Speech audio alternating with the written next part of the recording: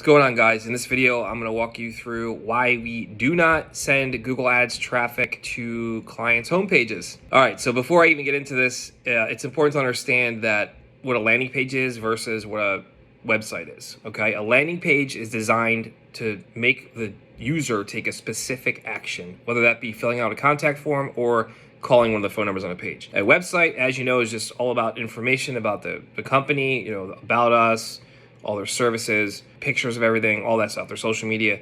So landing pages are essentially think of it like a mousetrap. We're sending traffic into something that we know is designed specifically to drive a phone call. All of the copy on the page is designed to push that. All of the images, all of the headlines, everything, all of the content is designed for an action to be taken. And we know if someone goes to one of our landing pages, they're either going to call, fill out a form, or leave. That's it. That's three options. That's all we want. Now, when you send traffic to a homepage website, you have a lot of options. And we call it traffic leakage because somebody could go onto your homepage of your website and start oh, this is cool, and start clicking around and go through different pages on your website and just waste a bunch of time on things that are delaying the action, right? There's no urgency for them to call you or to do anything. And not to mention, you're creating more variables because now they can see something they don't like that turn them off, and they're just going to leave your page anyway. So there's just too many options when you're sending traffic to a homepage. So don't do that. Send traffic to landing pages. Trust us. This is what we do for a living.